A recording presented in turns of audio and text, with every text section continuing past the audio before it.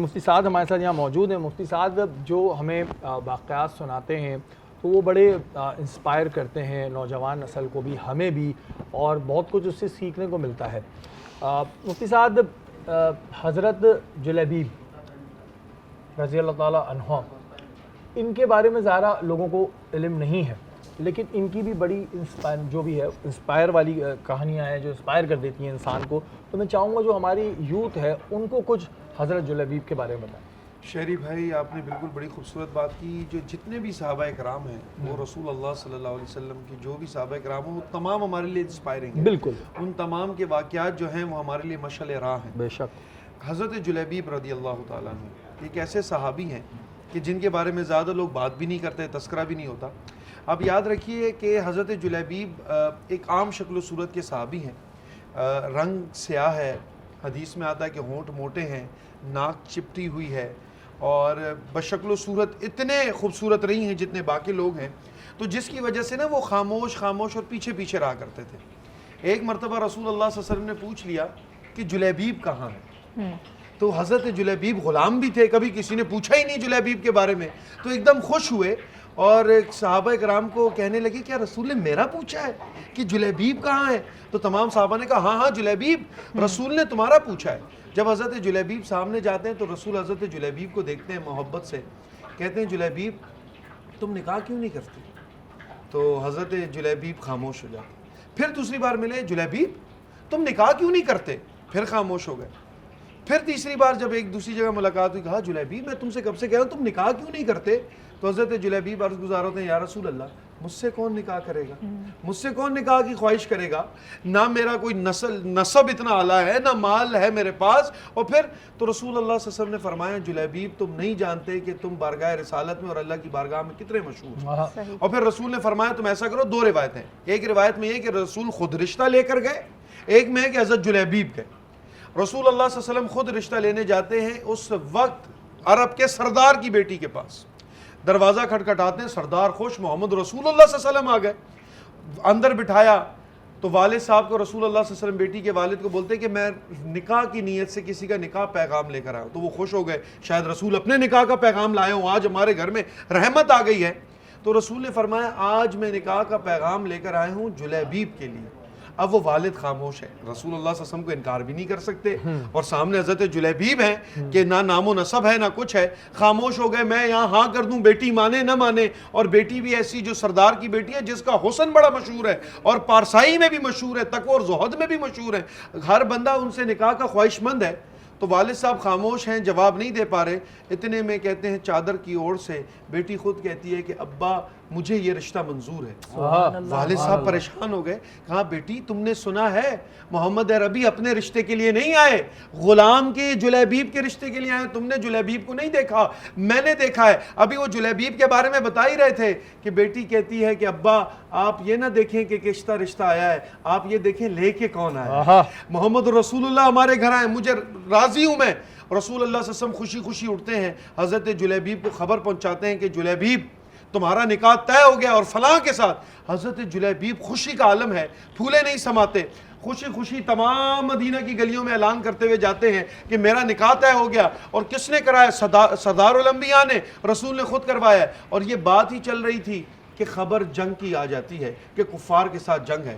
رسول کہتے ہیں جلیبیب کو نہ بتانا کہ اس کی شادی کی خبر ہے، شادی کی خوشیاں ہیں، ایسا نہ ہو کہ وہ وہاں آ جائے۔ تو حضرت جلیبیب شادی کی خوشیوں میں سرگرم اپنی شاپنگ اس اعتبار سے کر رہے ہوتے ہیں، کس نے کہا جلیبیب تمہیں خبر نہیں پہنچی کہ جنگ کا اعلان ہو گیا ہے؟ رسول اللہ صلی اللہ علیہ وسلم میدان جنگ جا رہے ہیں، حضرت جلیبیب کام جاتے ہیں، کہا محمد عربی میدان جنگ میں ہو، جلیبیب شہر میں رہے، ایسا نہیں ہو سکتا۔ کہا نہیں تمہارا نکاح ہے، تم اپنے نکاح کی مصروفیت میں رہو۔ کہا نہیں، تلوار اٹھائی، جنگ کے میدان میں گئے اور لڑتے شہید ہو گئے۔ جب شہداء کو دیکھا جا رہا تھا تو رسول اللہ صلی اللہ علیہ وسلم بڑھتے ہیں اور دیکھتے ہیں تو آواز آتی ہے یا رسول اللہ فلاں صحابی بھی شہید ہو گئے۔ رسول کہتے ہیں اچھا، پھر دیکھتے رہے، دوسرے کہا یا رسول اللہ فلاں آدمی بھی شہید ہو گئے، پھر دیکھتے رہے۔ تو رسول نے چلا کر کہا یہ بتاؤ میرا جلیبیب کہاں ہے، یہ بتاؤ میرا جلیبیب کہاں ہے۔ آگے بڑھتے ہیں آگے جاتے ہیں تو دیکھا کہ 10 سے 12 کفار کے درمیان حضرت جلیبیب کے ہاتھ میں تلوار ہے، وہ لیٹے ہوئے ہیں، ایک صحابی فرماتے ہیں یا رسول اللہ جلیبیب ان تمام کو کفار کو مارنے کے بعد شہید ہو گیا ہے. رسول اللہ صلی اللہ علیہ وسلم حضرت جلیبیب کے پاس جاتے ہیں. ایک روایت میں آتا ہے کہ حضرت جلیبیب کا ہاتھ رسول اللہ صلی اللہ علیہ وسلم کے نالین کو لگتا ہے اور اسی طرح وہ اس دنیا سے چلے جاتے ہیں. تمام صحابہ کرام دیکھتے ہیں کہ کیا خوبصورت شہادت ہے, کیا خوبصورت موت ہے, کیا اس دنیا سے رخصتی ہے حضرت جلیبیب کی کہ ہاتھ قدم رسول پر ہیں, نالین رسول پر ہیں اور روح پرواز کر گئی ہے. وہ کس نے کیا کہا, ان کے قدموں سے کہتے ہیں رشک آئے گا شہادت کا شہیدوں کو بھی کہ ان کے قدموں سے لپٹ کر مر جانے دے. اور پھر رسول اللہ صلی اللہ علیہ وسلم فرماتے ہیں کہ جلیبیب کا جنازہ پڑھایا جائے. خود رسول حضرت جلیبیب کا جنازہ پڑھتے ہیں. جنازہ پڑھانے کے بعد قبر میں جب اتارنے کی باری آتی ہے نا, تو آپ کو پتہ ہے قبر میں کون اتارتا ہے؟ جو سب سے قریبی ہو. غلام تھے, نہ آگے پیچھے کوئی تھا. کہا جلیبیب کا کوئی ہے؟ کوئی بھی نہیں آیا. کہا جلیبیب کا کوئی نہیں شہر میں. رسول خود آگے بڑھے, کہا جلیبیب کا محمد خود ہے. اور حضرت جلیبیب کو اپنے ہاتھ سے اٹھاتے ہیں, قبر میں اتارتے ہیں اور قبر میں اتارتے حضرت جلیبیب کا ماتھا چومتے ہیں. کہتے ہیں یہ میرا غلام ہے, یہ محمد سے بڑی محبت کرتا تھا, یا اللہ میں بھی جلیبیب سے محبت کرتا ہوں. اور فرمایا جلیبیب مجھ سے ہے اور میں جلیبیب سے ہوں. اسی طرح رسول نے ان کا ماتھا چوما, زمین دوز کیا, مٹی ڈالی, جنازہ پڑھا, دعا کی اور بتا دیا. یہ بعض ہم بہت زیادہ کانشیس ہو جاتے ہیں نا, ریس ہو جاتے ہیں. رسول نے بتایا کہ یہ معاملہ نہیں ہے. رسول اللہ صلی اللہ علیہ وسلم تمام صحابہ سے اس طرح محبت کرتے تھے. ایک اور صحابی ہیں جن کا نام بھی حدیث میں نہیں آتا, وہ بھی شکل و صورت کے عام شکل و صورت کے تھے. وہ بھی رسول اللہ صلی اللہ علیہ وسلم کی کبھی بارگاہ میں آتے, رسول کے بارگاہ میں بیٹھتے. کیونکہ نام و نسب انسان کا نہ ہو, تھوڑا سا ہائی سٹینڈرڈ نہ ہو, بندہ خود ویسے بھی کتراتا ہے, تو دور دور بیٹھا کرتے تھے. رسول بلا کر سامنے بٹھا لیا کرتے تھے. وہ اس پر اعتراتے تھے کہ مجھے رسول اپنی بارگاہ میں اپنی آنکھوں کے سامنے بٹھاتے ہیں. ایک دفعہ بازار میں بیٹھے ہوئے مزدوری کر رہے تھے, تو رسول کی محبت دیکھیں کہ پیچھے سے آ کے رسول نے اپنے ہاتھوں سے نا ان کو اس طرح پکڑ لیا. اس طرح آنکھ میں ہم بچوں کا بھی ہاتھ رکھتے ہیں, بتاؤ کون ہے؟ تو رسول نے آنکھوں پر ہاتھ رکھا اور اس طرح آنکھ سے زور دیا کہ پہچانو کون ہوں. اب مجھے بتائیں, جس صحابی کے آنکھوں پر رسول کا ہاتھ ہو وہ مہک خوشبو پتہ نہیں ہوگی. انہوں نے نام جواب نہیں دیا کہ آپ محمد ہیں, بلکہ عشق دیکھیں اپنی کمر لے کر جاتے اور رسول کے سینے پر مس کرنے لگ جاتے ہیں کہ اگر میں جواب دے دیا تو ہاتھ تو ہٹ جائیں گے. مس کرنے لگ جاتے ہیں. رسول اللہ صلی اللہ علیہ وسلم سمجھ جاتے ہیں کہ پہچان گیا. رسول فرماتے ہیں بتاؤ یہ غلام کون خریدے گا؟ مذاقن, یہ غلام کون خریدے گا؟ میں بیچتا ہوں.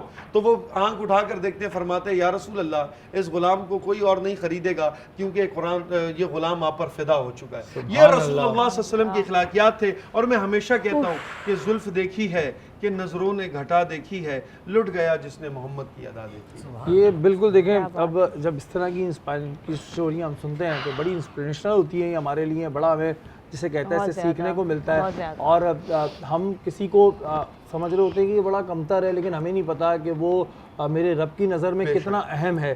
ہم کبھی کسی آدمی کو بڑا حقیر سمجھ کے دھتکار رہے ہوتے ہیں یہ دیکھ کے کہ اس کے کپڑے ایسے ہیں, وہ اتنی گاڑی میں نہیں آیا, اس کا مہنگا موبائل نہیں ہے, لیکن ہمیں یہ نہیں پتہ ہوتا کہ جس کو ہم یہ سمجھ رہے ہیں وہ اللہ کی بارگاہ میں نہ جانے کتنا مقبول ہو, اللہ اسے کتنا پسند کرتا ہو.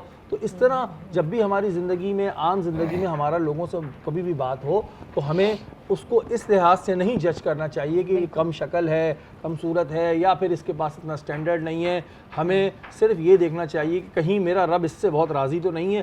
کوشش کریں کہ لوگوں سے اچھے اخلاق کے ساتھ پیش آئیں.